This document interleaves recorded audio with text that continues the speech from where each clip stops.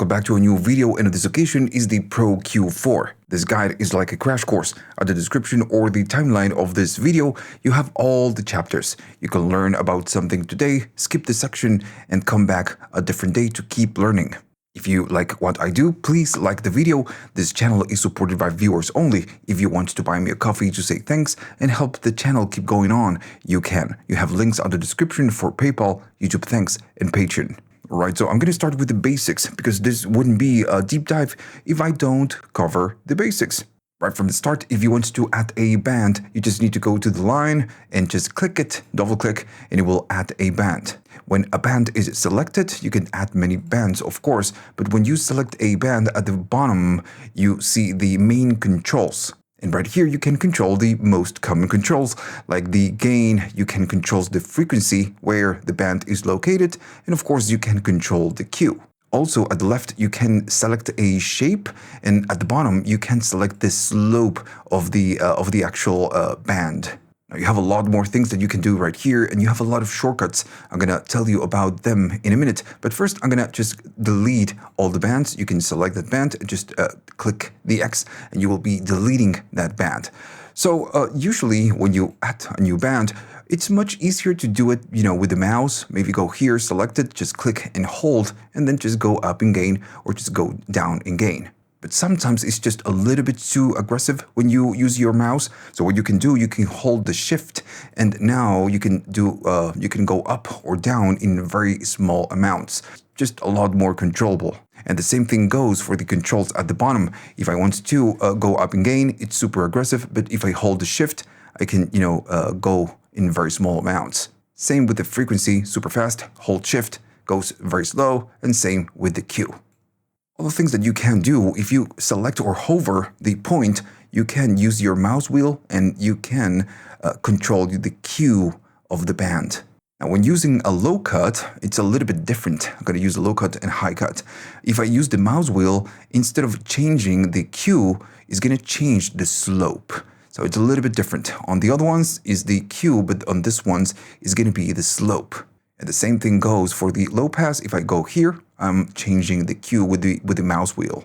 Now, when you add a cut, like I said before, you change the slope with this one, and the other ones, like a bell, for example, when you use the mouse wheel, you will be changing the Q, not the slope.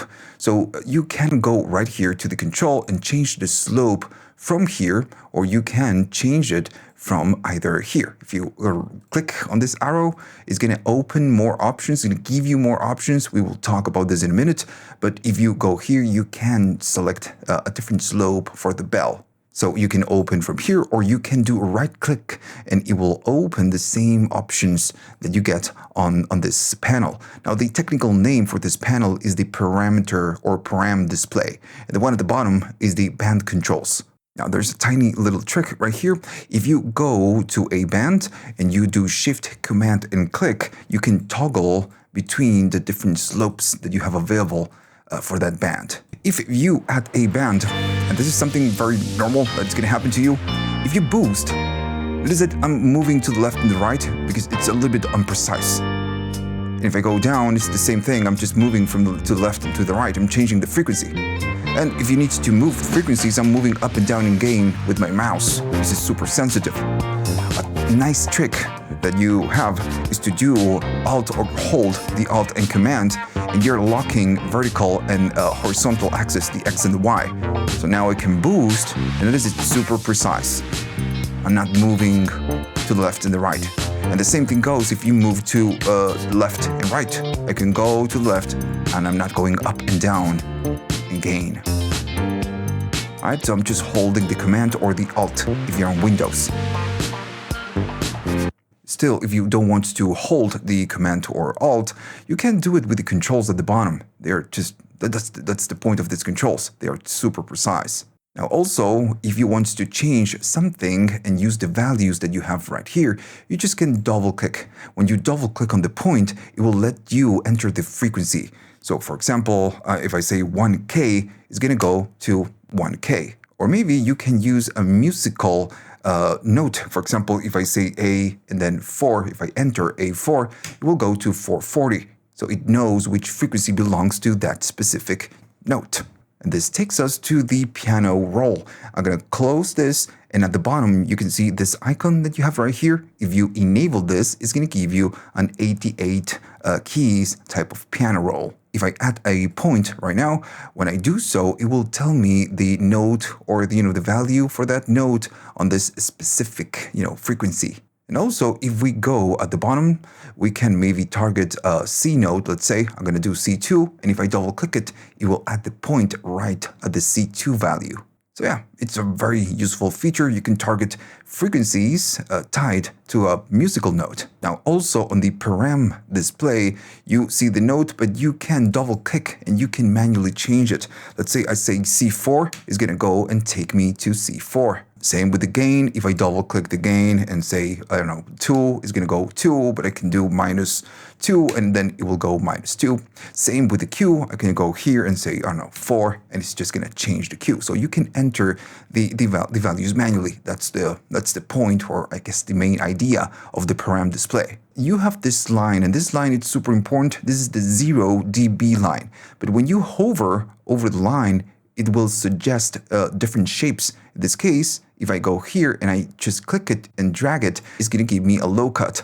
Same thing, if I go here, it's going to give me a shelf. If I want to do that, I get it. I don't need to go here or just maybe at the point and then go and find the shape. I already have it right here when I hover the line. Same with this one. Same if I go right here, I'm going to get a high cut, and maybe here, I'm just going to boost it, right? Because we have a shelf. So as you can see, this plugin has a lot of tiny little things and details that, maybe you're not going to guess when you're just using it without reading the manual. And I got to say, the manual, it's a kind of a pretty long read because this plugin gives you a lot. Okay, so we know that when we add a band, we can go right here, and with the wheel, we can just change the shapes freely. And then again, if we go at the bottom, we can just change the shape. But also, if you do Control, you hold it, then Command and Alt, and you click it, it's going to toggle through the different shapes that you get on this plugin. So yeah, you keep clicking and it will give you different shapes. If you do Command or Alt, I'm holding it and I'm going to click this point, it's going to turn off the point. Right here, if I do more, it's the same deal. If I hold Command and Alt, click, and then click, and it will disable or turn off the points. And to enable them or turn them on, you can do the same thing. Just click, holding the Alt or Command, and it will just turn them on. Now let me play a track, and I'm gonna add a band. As you can see on the info, on the param info, you have the solo. When you click it, you're auditioning the band pretty much. And right here, you have a couple of tricks. If you hold the Control, and let me just boost something. If you hold the Control while holding the solo, you can use your mouse, drag up or down, and you can change the cue. And of course, what we are listening is to this band. If I make it really narrow, we can hear this part of the band. Now also, sometimes, maybe you want to hear it's a little bit low in gain, you can scroll or just drag up and it will increase the gain behind the scenes. Now this doesn't mean that you are applying gain to this band, you're just auditioning. Just auditioning. When I release it, it's just gonna go back to normal. I'm not boosting.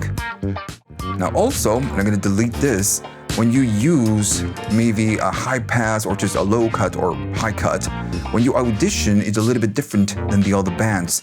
You're not listening what you're, what you have in between. You're listening whatever it is that you're cutting. So if I cut pretty much the whole track and I solo, I'm pretty much listening to the whole track. If I do more, we are listening to this part. And the same thing goes when you do a low cut. Let me just do it first. I'm gonna go here. If I audition, I can hear the rumble. If I do more, it's just pretty much the whole track. It's a little bit different from the other bands. Now in this plugin, when you add bands, all the different bands are linked. So let me just play a track. I'm gonna be maybe boosting a little bit of here, or maybe cutting. I'm gonna boost. I'm gonna do a cut. I'm gonna go here and just do pretty much the same. So let's say I want to adjust all the bands at once. What we can just go right here where it's empty, and I can drag a rectangle, and I'm selecting all the bands. If I change one, the other ones will change as well. And this is why I'm telling you all the different bands are linked. So when we move them all. Also again, when I maybe select this too, and if I move this, it's modifying this band which was not selected. And we go again back to all the bands are linked. I'm going to select them all, and if we want to delete them all at once, I can. If I just click the X to delete the one band, since all the bands are selected, we are just killing them all. So at the right side of the plugin, you have something right here at the top, or just right here, that calls the range. And if you click here, you can go up to 3, 6, 12, or 30 dB. So what's the purpose of the range? The idea of this is that you can log as much as you can boost or cut. Let's say I go to 3 dBs, right? And I'm going to be playing that track. So this means that the range is 3. So I can add a band and I can only boost or cut up to 3 dBs. That's the point. Maybe I want to do more. Well, in this case, you can go to 6, 12, or 30. And this can go up to 30 dBs. And it's just, too much. And this is why you have the range, because it's pretty easy to overdo with the different bands since you have a lot of range. So again, you can just lock it to something else, right? So I'm gonna go here, just go maybe only 3 dBs. Still, if you want to boost more, well, you can. You just need to go here. Notice that it will change the range for you. You don't need to go manually and change it. I'm going to add a couple of bands, and this sometimes is a little bit annoying. Let's say that we have a lot of bands. So when we hover or when we select something, you will have right here the parameter display. And sometimes, again, maybe I'm going to add this. It's just a little bit annoying, especially when you are watching maybe whatever is in the back and you're changing it. The parameter display will appear right here. And again, it's just a little bit annoying. You can get rid of the param display if you go to the options. When you go to the help menu, a lot of the things that you have, you can disable them. For example, show EQ param display. I can just uncheck that one, and now when I select a point, I'm just not getting the param display anymore.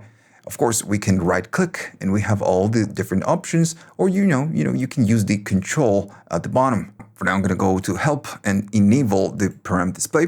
I'm going to play that track again. And let's say that I want to do something very specific right here.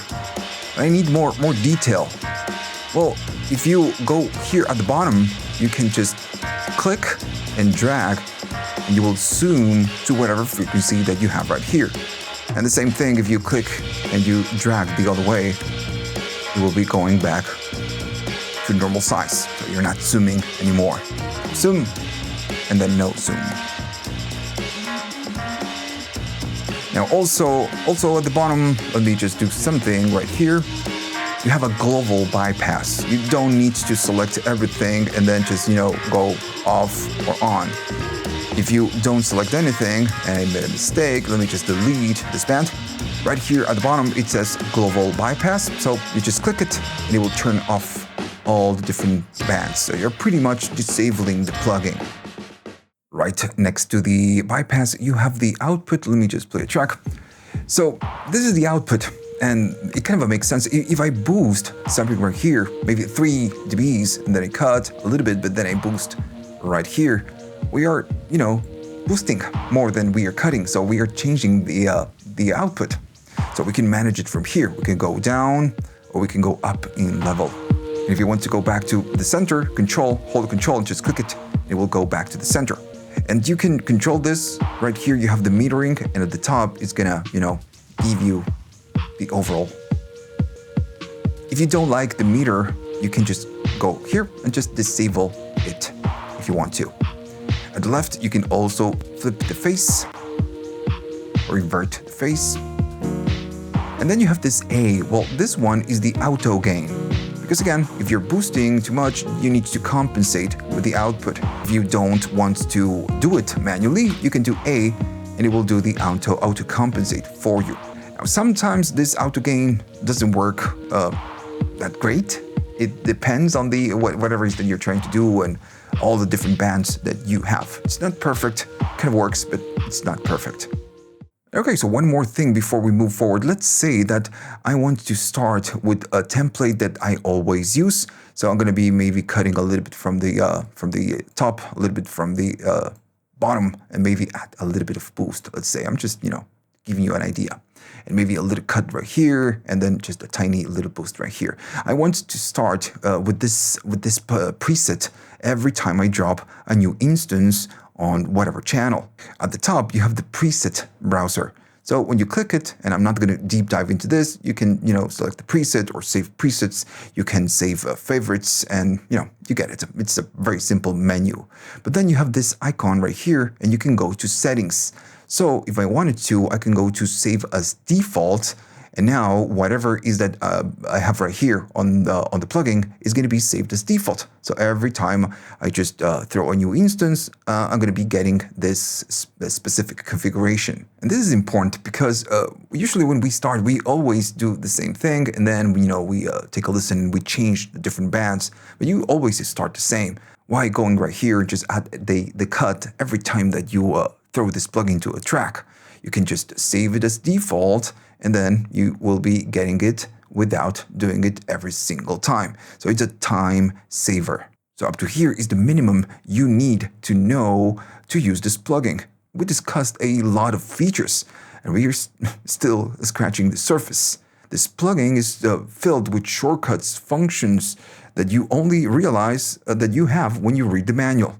We need to talk about the sketch function, the new sketch function that you get at the bottom. We need to talk about the instance list. Then we need to talk about the character options that you get right here at the bottom. You have a lot of different features and tools within the analyzer, which is going to be this section. I'm going to explain everything that you have right here. You also have on each band the stereo options, which is something that we didn't discuss, all of these options, and of course the options for surround. I'm gonna show you how that works. And on top of that, you have the dynamic part of each band. And you can also now, on the version number 4, you have a Spectral. So yeah, it's a pretty complete plugin. We need to cover a lot of ground. Now the sketch right here, this icon at the bottom is a new feature that you get on version number 4. And it's just pretty simple to use. You just click it, and once you enable this, notice that it lets you kind of draw the shape, and you just need to hold your left click, and then you just draw a waveform. Once you're drawing and you cross the 0 line, the 0 dB line, it will add a point. Same thing if I go down. If I go down, I'm dragging a point right here. And if I go up, I'll do the same thing and the same thing. Now, the thing is that if you make a mistake and you want to go back, you just go back and you erase all the points so you can start over. Simple as that. Once you leave or just release the left click, it will apply all the different curves. Still, if you don't like it, you can go right here at the top and just undo, and it will go back to what you had from before. Now, let's say that you already have some points. I'm going to add some points right here. If I go to the draw and I click and I hold the left click and then I start drawing, it will delete the other points. This is something that you need to remember. But if you do have some points and you go to draw mode, you can maybe go here without holding. I'm not holding the left click. Let's say I want to cut right there at the bottom. I'm going to just click it and notice that I'm keeping the previous bands or the previous points. So I'm going to go back, and again, you just click it. You don't hold the left. You just go here, and once you want to add the point, you click, and it will just do it for you. Now, this function, it's super useful to sketch something. That's why it's called sketch, is a global idea. It's not super precise, right? It's just not super precise. You just draw the idea, and then you go to the different points and you just make the adjustments. Now it's time to talk about the instance list. And you had something like this before, but now on the version number 4, it's just way, way better. You might have several channels with the ProQ instance. So when you drop an instance of ProQ, it will detect the name of your track. And this is why on this one you see drums. I'm gonna play something, and this is just a tiny little arrangement. So when I go to drums, this is the track I'm using. But if I click here, it will give you an overview of all the different tracks that are using a Pro-Q instance. In this case, I have a bass, some drums, a synth, and some tops. Like I said, Pro-Q will use the name of your tracks, but that doesn't mean that you cannot rename it. If I go to a name and I double click it, I can just change or rename the track. Of course, this will rename this instance on this plugin, not the track, but you can do it if you want to. In this case, I'm on the drums, so if I close it, you can close it with the X right here. I'm back to the default view, and I am the drums. But if I wanted to maybe go to the synth and make some EQ adjustments, when I click that view, that panel, it will zoom in and I can just make some EQ moves if I wanted to. And then if you want to close this, you just click outside. Now, sometimes when you open the instance list, when you hover an instance, it will zoom in. This is the auto zoom feature button that you have at the top. I'm going to click it, and now when I go to an instance, it's going to just zoom in for me. And like I said before, we can go right here and just make some EQ moves directly on the instance view, right? So maybe some cuts, and notice how fast this is right now. Maybe I want to cut a little bit of the lows, hype a little bit of the highs on the synth, and I'm gonna be cutting the lows. And I'm doing everything from within the drums instance of this Pro-Q4. I'm gonna disable the auto zoom for now, but at the top you have this zoom, so you can make them smaller. The thing is that when you make it smaller, you cannot make adjustments. You can only see what's going on right here. As you zoom in, then and only then you can go here and just see the points and make adjustments. Still, if you go all the way up, you make it big, you can see it better. The thing is that right now, some instances are going to overflow the viewport, so you don't see them. And right here, you have the mini-map. If you click it, it will give you a map of all the instances. So when you scroll down, it will tell you where you are.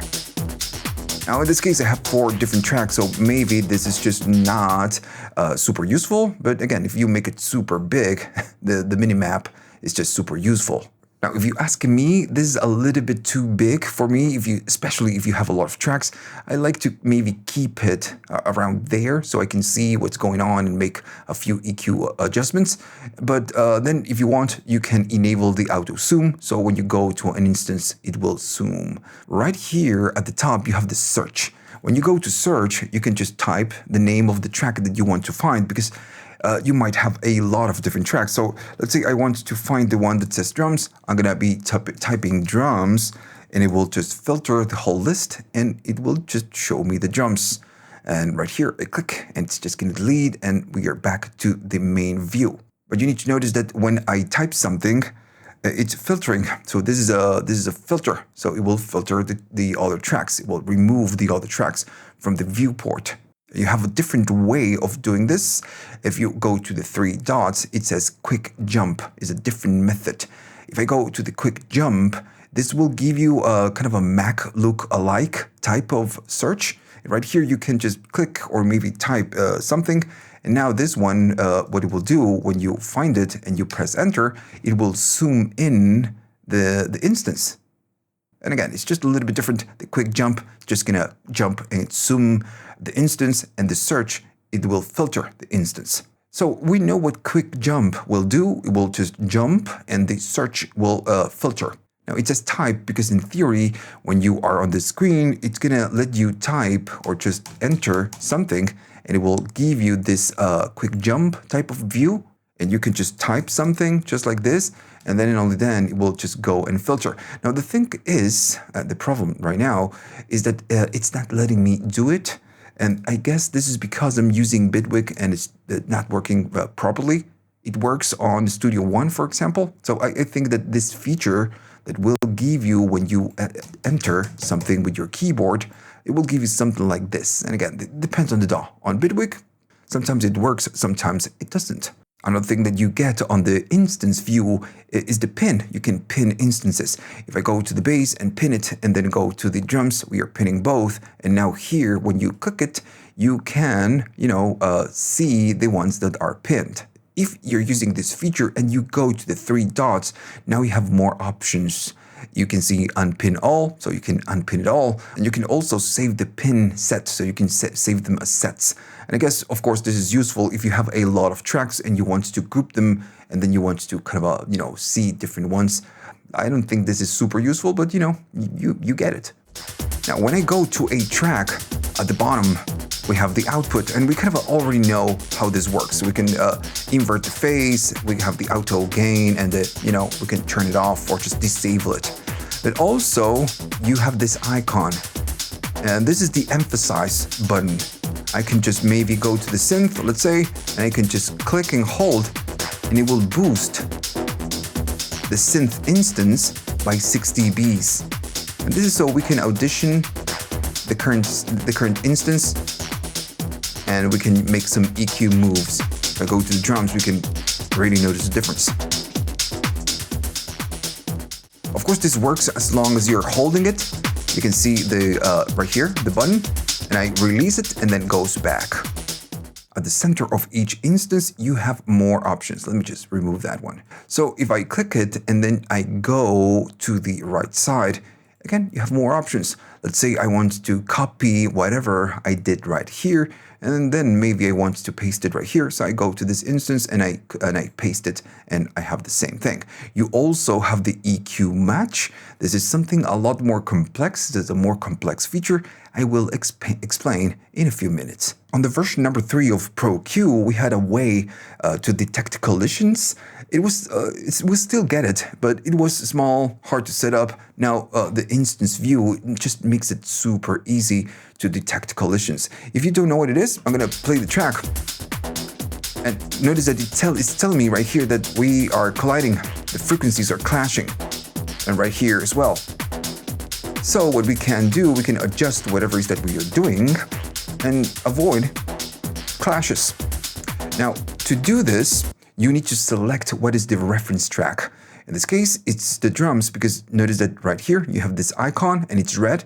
It means that this one is the reference one. So if I play it back, and let's say that I can see the collision right here, I'm gonna be chopping just with a hard low pass the frequencies from the bass track that are colliding with the drums track. And notice that I still get red. It's because you need to adjust the reference one. If I adjust the reference, notice that the collisions go away. So yeah, we always need to take into account that we want to work on the one that it's the reference. If I remove this reference, maybe I could go right here at the top and add it to the bass. So now we can see whatever is colliding with the bass, and then I need to adjust the bass so I can avoid that collision. Whenever you use the collision, don't go nuts if you see red, right?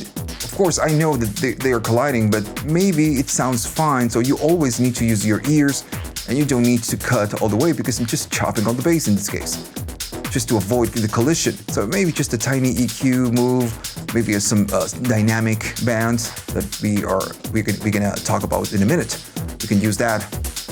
But again, just use your ears, do not use your eyes when you use the collision. All right, so back to the default view. On version number 4 at the bottom, this one is the character option. And this is just that simple. If you use clean, is the way we've been using Pro Q for years. There's no saturation, no coloration, nothing. It's just clean. If you go to subtle, this one is a mild vintage type of saturation. It will add saturation. And if you go to warm, this one is a bit more aggressive. It's just tube type of saturation. Now, these profiles are just very subtle and really depends on how much you boost and you cut. It's very program dependent, which means that it depends on the sound that you're trying to process. So I'm going to be playing the track. Right now it's clean. I'm going to toggle between the different characters. Shut up, of course.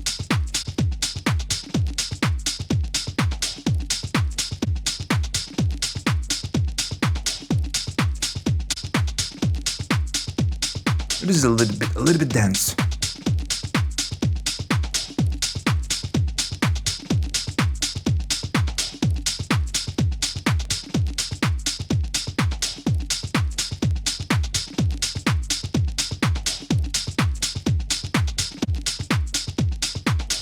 Now, you can really hear the difference, especially if you're using good monitors and you're using maybe some headphones.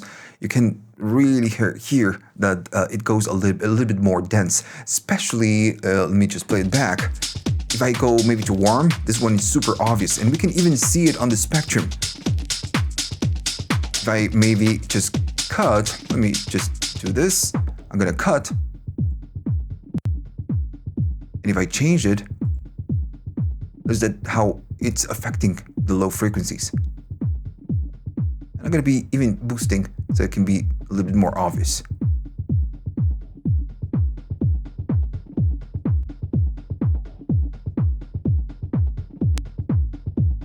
Really different. So it depends on where you're boosting, where you're cutting. It will really affect the character. So as you can hear, this is not a Saturn type of plugin. If you want some saturation, some cool saturation from Fabfilter, if you want to keep it on the same family, the Fabfilter Saturn is a very good option.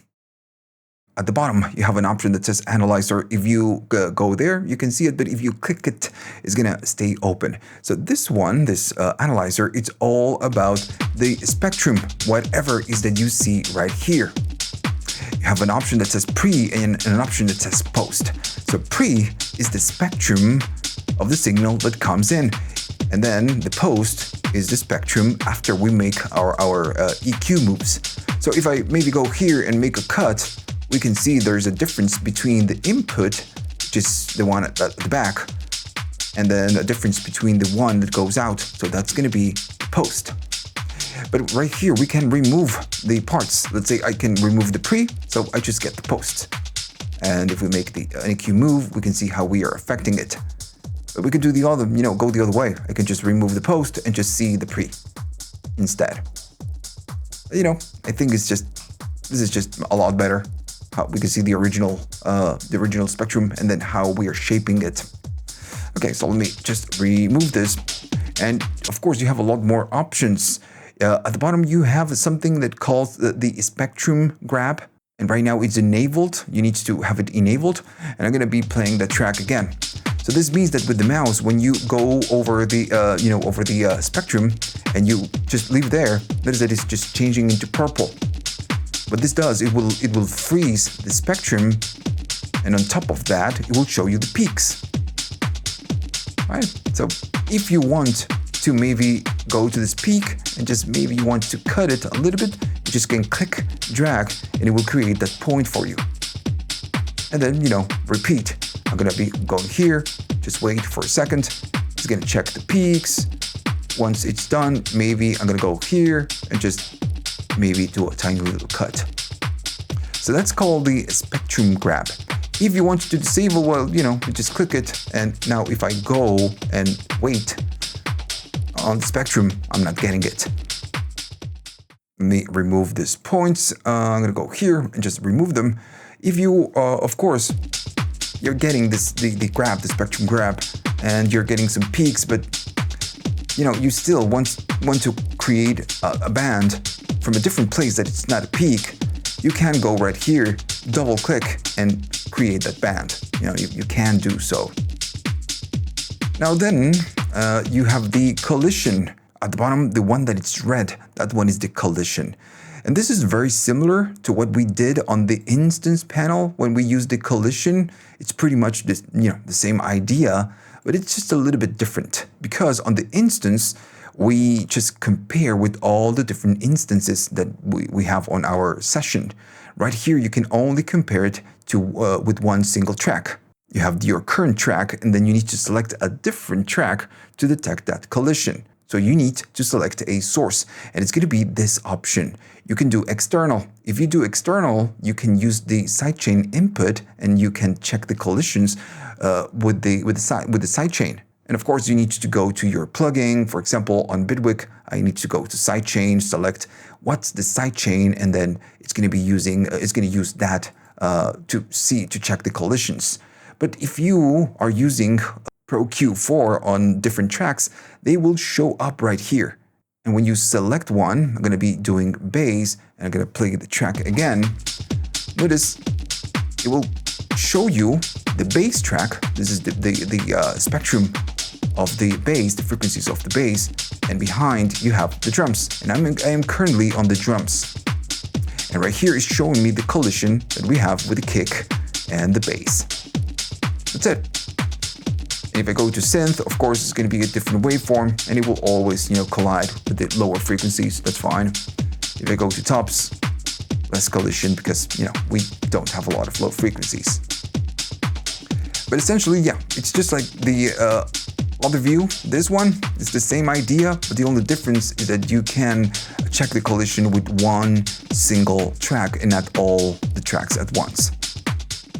If you don't want to see the collisions, of course, you go here and you disable it. Still, notice that when I selected the sidechain, I can see the other waveform. So this is a way you get, of course, to maybe check what's on a different track, and maybe you can make an EQ move right here based on the other waveform, right? Just an idea. Now then, you have a couple more things. For now, I'm going to disable the sidechain. If I disable, it goes away. Then you have the freeze. And this one is pretty simple. Whenever you freeze it, the button right here goes blue. And this what it will do, it will freeze the spectrum. So you can just, take a look at the peaks. And you don't have to go with your mouse and, wait and hover until you get the spectrum graph. So yeah, that's what it does. Now, once it's done, you can click it and unfreeze it, and it will go back to the beginning. Cool. Now, there's one more thing right here. You have a lot of different options. You have the range, you have the resolution, speed, and then the tilt. And of course, they got to do with the spectrum. Let me just give you a reference. The range is the vertical range of the spectrum. Right now, by default, it's 120. If I go less, notice how it changes. So it's the vertical range. Of course, we can do 60, we can do 90, and the default, I guess, is 120. Now, then you have the resolution. The resolution is the precision of the spectrum. If I do low, yeah, that precise. If I do medium, it's a little bit more precise. High, more precise, and then maximum, the max it can go. Now then you have the speed, and this one is the release speed of the spectrum. If it's super fast, and I'm gonna go right now, I'm gonna select very fast, it's gonna go fast, and sometimes it's just hard to see where the peaks are, and it's super fast. If you like it, that's fine. But maybe if it's too fast, you can go down and you can even put it on very slow, and it will be just very slow. That's what it is. I'm gonna, I guess, put it in medium. And then you have the tilt, and this is a tilt around 1K. And the default from factory is 4.5. Now when I change this, you're gonna see the effect. I do 0, that is how it's tilting, it's a tilt. Now if I do 1.5, it's less, but then if I go to 6, notice that it's tilting the other way. It's just like this. It just affects the spectrum. It doesn't affect the sound at all. The default value from factory is 4.5. And okay, so let's talk about the stereo options that you get on each band. And this is just pretty simple. I feel like I don't need to explain a lot. When you create a band, of course, you're creating a band for the left and the right. So if I'm boosting right here, I'm boosting the left channel and the right channel the same amount. Still, we can select different targets. When you create a band, you can go at the bottom, and if you click here on the panel, you can select left, right, stereo, mid, and then side. Also, if you click the point and you right click, you will get the stereo placement options. This is just the same, left, right, stereo, mid, and side. So if I wanted to create a band, choose to boost the left side, I'm gonna go here and I'm gonna choose the left. And notice it tells you that it's the L. Now, if I create a new point, it's gonna say L because I'm using the L, but I can go right here and change it to the right.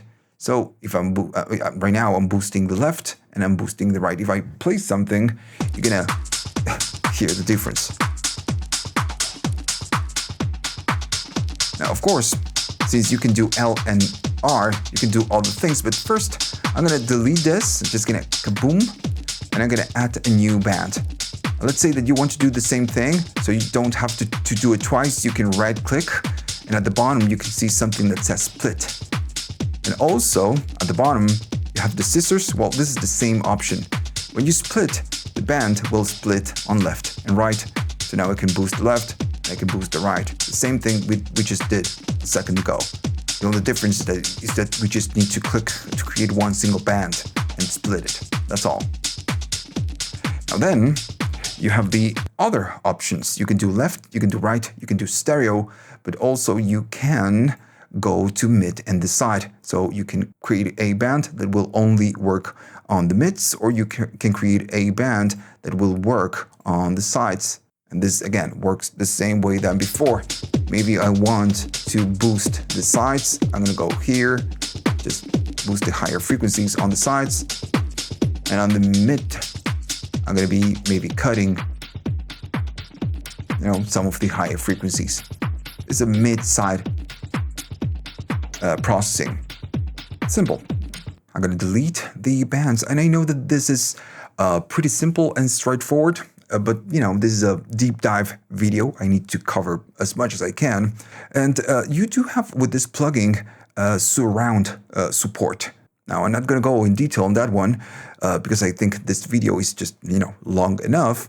But long story short, I'm using Bitwig, and I guess, as far as I know, Bitwig has no surround support. And okay, I am on Studio One. If I drop an instance on a stereo or mono track, Pro Q4 will detect that I am using that kind of track. So we get the same thing than before. If I create a new bus, I'm going to go to a bus. And right here on Studio One, you can click and you can make it surround. So if I go to 9.1.6, now when I drop an instance of Pro Q4, it will detect that I'm using a surround type of track. And this is why you get all the different outputs. Like we discussed previously, if you wanted to disable the metering, it will just go away. But this is kind of useful right here. So now when we create a band, we have, again, the same options than before, the same options, left, right, stereo, mid, and side, but we have all the different options that you could get when you work with surround. Again, this works the same way. You just choose the right channel, the channel that you want to work with, and then you use your EQ. Now we need to talk about the dynamic bands and the spectral function that now we get with Pro Q4. A dynamic band it's something that we can use to dynamically change the gain of a band. And it's very similar to a multi-band compressor. We have an easy way of using this and a more advanced way of using this. If you create a band and then you go at the bottom, you can see the ring right here, just wrapping the gain knob.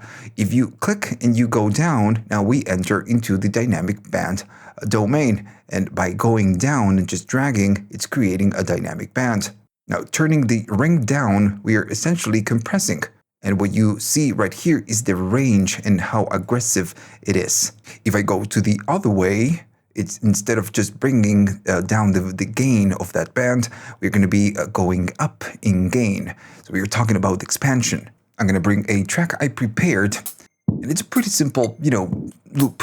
We have a kick, low frequencies, we have a blip, we can see right there, and then we have some hats. So we have 3 different instruments in 3 different places.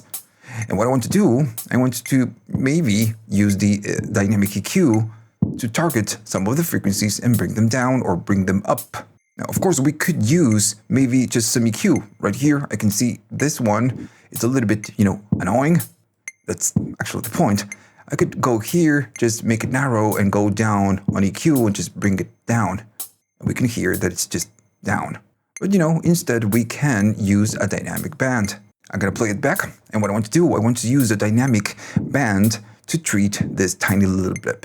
I have it right here, I'm going to click it, and now I'm going to go to the ring, and I want to bring down that peak. That's the point.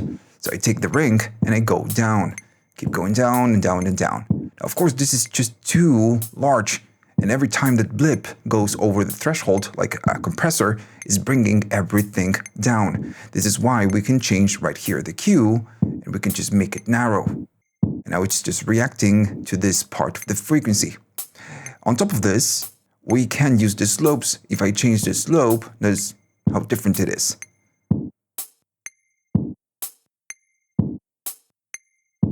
Now I'm going really aggressive so we can see what it's doing, of course. Yeah, but this is essentially what we do. We target a tiny little part on the frequency spectrum, the frequency range, and then we just take it down. Or we can go the opposite way. You know, we can take it up and make it louder. Now, right here at the bottom, you can see the red, which is the range. This is how aggressive it is. But it's only, the yellow indicator is only letting us know when it's ducking the volume down. Right here, we can just turn it on or turn it off. And if you want to remove it, we can just click the X and it will just remove the whole dynamic EQ, but it will keep, you know, the band so we can use it as a normal type of EQ if you wanted to. Now, if I want to make this louder, well, we go the other way. I'm going to go up. And now, again, we are talking about expansion. Every time that that blip goes over the threshold, it's going to go up in volume. But it's only doing it on this part of the spectrum. It's not boosting or ducking the kick or the higher frequencies, you know, the hat. Because, you know, if you think about this, that's what a compressor will do. It will just listen to the source and it will just go down in volume for the whole damn thing, or go up in volume if you're doing expansion. If you want to create a dynamic band right out of the gate, you can, if you hold the Alt, and this is something I didn't show you. If I go to the spectrum and I hold the Alt, it's just doing the spectrum grab, and I'm just holding the Alt and it's just going faster, let's say. So you don't have to wait that long. But that's fine, that's just a different topic. Now, right now, if I go here, I'm going to hold the Alt and I'm going to drag down, and it will create a dynamic band for me. And the same thing if I go here, if I click and drag up, it's a dynamic band, but you know, we are going up instead of ducking down. Since it essentially works like a compressor, when we create a band, we only use the ring down or the ring up. This is the kind of the easy way of using this. But we don't have control over the threshold. We don't have control over the attack or the release. Everything is just automatic. If you click this option, the one that you have right here, you have extended controls. And I'm going to be playing it back. And I'm going to do the same thing that before. I'm going to target that blip. I'm going to maybe make it a little bit more narrow and just go down in range. This one is the threshold, and it says A. And it says A because it's automatic. And when it's automatic, it's just kind of doing it for us. It's setting the threshold, the attack and release times, everything is just, you know, just handling the information for us. As soon as I move this, we are in manual mode. So we need to set the threshold manually. And by setting the threshold, we decide how aggressive or when it's reacting and ducking down the volume. If I go up, it's not going over the threshold. Maybe right here, if I go up, notice that nothing happens. So I need to target. And of course, this will decide how much we duck down. Now then, on a compressor, you have the attack time and the release times. Since this is not a full multi-band type of compressor, you have very simplified controls. You don't have extended controls. You only have an attack and a release, but notice that they are percentages. You don't have milliseconds, you don't have seconds, you don't have a time-based control. But it kind of works the same way. If I go down, it's a fast attack and a fast release. Notice it goes faster. If I go to a slow attack and a slow release, it's just, you know, very slow. And like before, we can do control and just click to go back to default, which is 50%. And that's, you know, pretty much it. You don't have a lot of controls. Now then, right here, you have the solo icon. And this is useful to identify what you're reacting to. Because the solo lets you hear what this band dynamic EQ is triggering on. If I make it wider, something like that, and I listen, we are listening to more. If I make it narrow, it's just less. So yeah, it's just a way of fine-tuning the position, the frequency, and what we are doing with the threshold. Right here, you have an option that says band, and it's actually two options. You have the band and you have the free. Now, band, it means that it will react or trigger to whatever this band is listening to. And it's kind of a pretty obvious if you think about this. We have a band and the compressor or the dynamic EQ will react to whatever we have on this band. That's why it says band. But we can go to free. Now, free is a little bit different. We can target a different part of the spectrum and make it react to that other part. So let's say I want to make the blip go down every time that the kick hits. Well, then I take this and I'm going to put it where the kick is. And now the threshold will react to the kick, and this one will duck every time that the kick hits. So we are listening to a different part and reacting to a different part. That's what you can do with the free option that you have right here. And it's a pretty cool and useful function. Still, if you want to use it the traditional way, you go to band and you get it. Now, of course, you have a sidechain. You can go here, enable the sidechain, and now on your plugin, on your DAW, you can listen to a different input, to a different source, and make it react to that external source.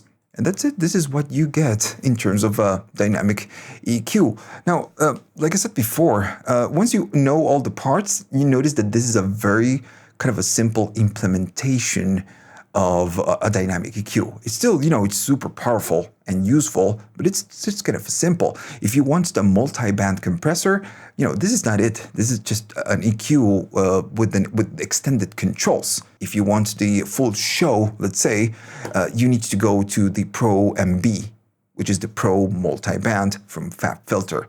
And that one is just, it's just a monster. Now, on the other side, we have the Spectral dynamics, and this is very similar to the dynamic EQ. It kind of even looks the same. If I do something like this, we are using dynamic EQ. Well, let me just play that again. We have the blip right there. And, we are using a dynamic EQ. And right here, you have an icon. When you click this, you just convert this to spectral dynamics. So that's pretty much it. So what is the difference? Now, the difference is that the dynamic EQ, and you can turn it off and go back to dynamic EQ. The dynamic EQ changes the gain of the whole band. If I play it back, we can see that when it ducks the whole band. And it's a pretty wide band, right? Now, the spectral dynamics only targets, and I'm going to enable it now, it will only target very specific parts or frequencies of that band. Notice that the band is just really wide, but it's only reacting to that very aggressive blip. Now, the controls are pretty much the same. We don't need to learn a lot of things right here. If we go down, well, on the ring, it's just going to duck down, but if we go up, it's going to push it up. Right? So that's it. Then, of course, since this is just way too easy for us because we know how the dynamic EQ works, we have the extended controls. And again, right here, everything is just pretty much the same. We have the threshold. If we go all the way up, it's on automatic or on auto. So it's very program dependent, and the Pro Q4 is kind of handling everything for us. But as soon as we move out of the A, we are doing it manually. Notice that now it's not reacting to anything. So we need to go down on the threshold so we can make it work and react. And then, of course, we have the attack and the release, and right here works the same way. Go all the way down, it's going to be a fast attack and a fast release. Let me just, there we go. And if we go up, it's going to be a slow attack and a slow release. Same thing than before. We also have the audition, so we can hear what we are reacting to.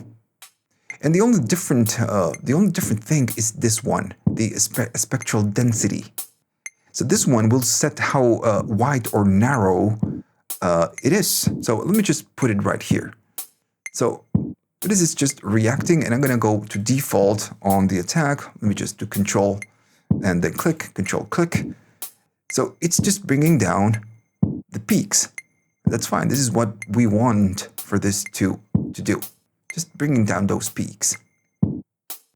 So now this one will decide how wide or narrow. If I go all the way down, it's super broad. Right? The things that are ducking down are wider, just, big. And if I go to the other side, I'm going to take it to the other side. That is how detailed and narrow and precise it is. This is pretty much what it does. So less detailed, more detailed. There's something else about the spectral dynamics. At the bottom right here, you have the processing modes. You have the zero latency, natural phase, and the linear phase. I'm not going to deep dive into this because it's a very long topic where I should maybe use charts and examples just so you can really hear the difference. And this video is just very long already. Maybe I can just, maybe, let me know down in the comments, make a different video explaining, the difference between all of this. Still, if you go to the manual of Pro Q4, all of this is just very well explained. Still, why am I telling you all of this right now? And it's because when you use an spectral, it needs to use the linear phase. That's how it works. It uses linear phase processing. And right here, you have different profiles with that, linear phase processing. Now, this doesn't mean that when you create an spectral band, all the other bands are going to be linear phase. No, in this case, this is just normal, the zero latency, whatever profile that you're using right here. But this one, of course, will use that linear phase processing. Right, so let's talk about the last thing, which is going to be the EQ match. I am on the tops track. If I play the track, it's going to sound like that. So right here, if we go to the instance list and we click this button, we see something that says EQ match. Before, on the version number 3, you had it right here at the bottom. It's not there anymore. It's going to be right here on your instance list. I'm going to go to EQ match, and you have a lot of different options. You have the input. Then when you go to take the reference, you can use still input. I'm going to show you how this works in a minute. You can use a sidechain, maybe other instances. I'm going to show you how this works. So let's talk about the input first. At the beginning, it's just a little bit confusing. So right here, I'm going to close the plugin. I have a track. And I have one clip, and then I have a second clip. I'm going to play it back. And from the beginning, this is the first. When we go to the second one, you will notice it sounds very different. So what I want to do, I want to use the EQ match to use an EQ and match the frequency response of the tops number 1, and then use it to match it to the tops number 2. So I want the tops 2 to sound the same or almost the same or close to the tops number 1. So for this, we can use that input. I'm going to go here at the bottom, and I'm going to go to EQ match, right? EQ match. And I'm going to select the input. Now, since I want to capture the first clip and not the second clip, the input needs to be listening. This means that it will listen or take a reference from whatever is going into the plugin. And how this button works when you are on input mode is that when you click it, it's going to just toggle and toggle the other one on. I'm going to go back to EQ match, and I'm going to select the input, and then this one is going to be on rec. If we want to analyze the first clip, well, this one needs to be on input. We need to do that first. So I'm going to play it. This is going to listen to the input. And as soon as we go to the next clip, I'm going to click this button. And when we go, it's analyzing the second clip. And it's telling me, dude, to match it to the first one, you need to boost here and then boost here. Now, once we are done, I'm going to do match. And this one will let us know or give us a number of bands. If I go all the way up, it's going to give you an amazing amount of bands that it can add just to match it to the first clip, or we can do, a little bit less, usually around 4 or 6 or 5. It's just, normal. I'm going to do 6. And once we are done, it's going to give us that. We have all the different bands that we need to match it to the first clip. I want to put this to a test. I'm going to close this plugin. I'm going to go right here and turn off the Pro Q4, and I'm going to play the first clip. And as soon as we go to the second clip, I'm going to turn it on and just listen, if the EQ moves, make the tops 2 sound like the tops 1. I'm gonna just play the clip.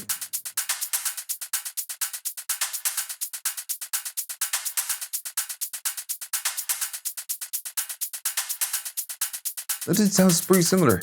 If I turn it off, it sounds different. Let's go back. No EQ. And I want to match the tops 2 with the tops 1.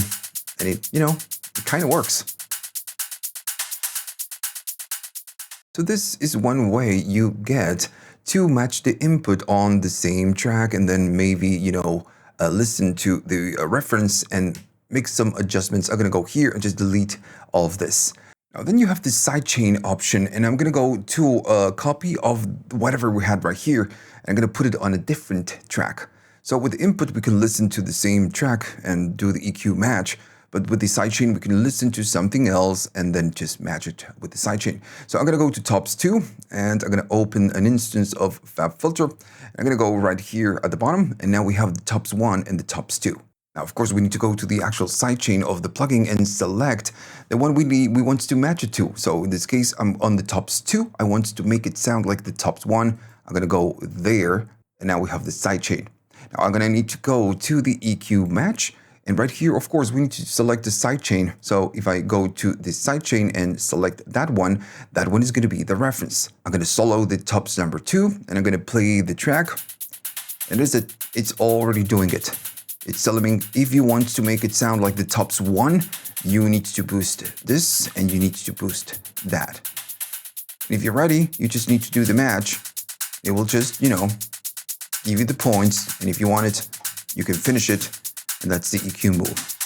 If I go back to the DAW and I play the tops 2, sounds like that. And if I go to the tops number 1, it sounds pretty close. Then we have different options. For example, we can EQ match to different instances. Right now I have the drums number 1, which we already know this. We've been using it. That's the track.